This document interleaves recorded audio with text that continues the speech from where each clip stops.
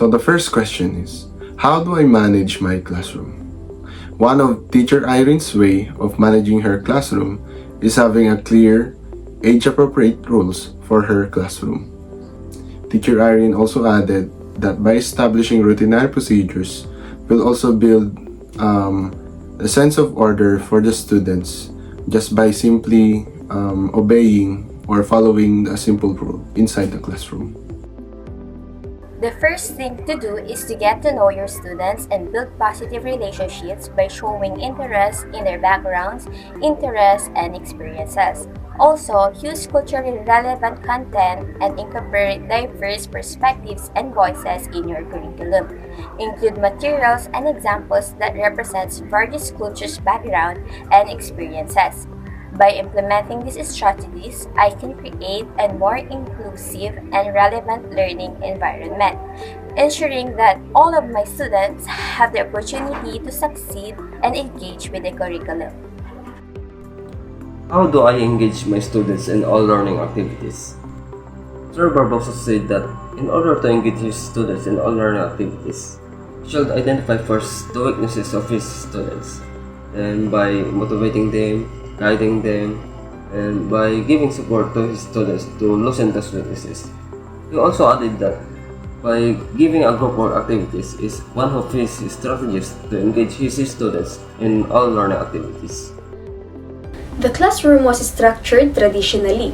The seating arrangement and the classroom instructional materials are mostly hanging on the walls, and the teacher's desk is in front and centered. Students interact to Mr. Kirby actively because Mr. Kirby is a very jolly teacher. He is like a millennial teenager that is very approachable and talkative. The student-teacher relationship is very visible since they are all open with each other. However, when Mr. Kirby raises his hand like this, everyone will be quiet. A good authority indeed, right? I can see a balance of student and teacher relationship and autonomy.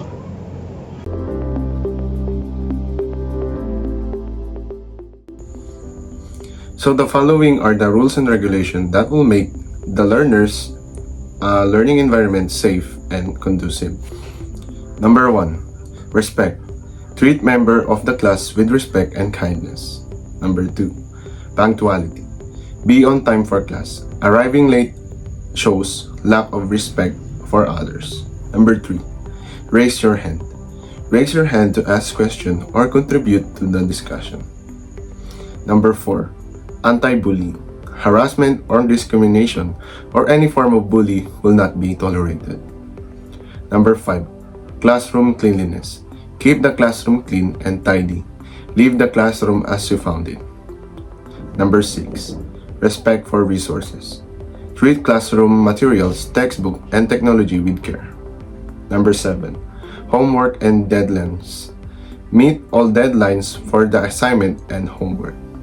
Number 8. Gadgets. Use gadgets responsibly.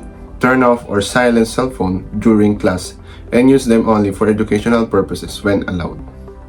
Number 9. Academic honesty. Cheating will result in appropriate consequences. And lastly, number 10. Follow classroom procedures. Adhere to classroom procedures, including procedures for entering and exiting the classroom, taking attendance, and other routines. So those are the 10 rules and regulations inside the classroom.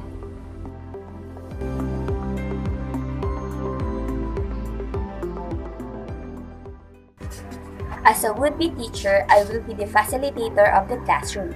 My primary role and responsibility are promote a learning environment that is safe and secure to all of my students.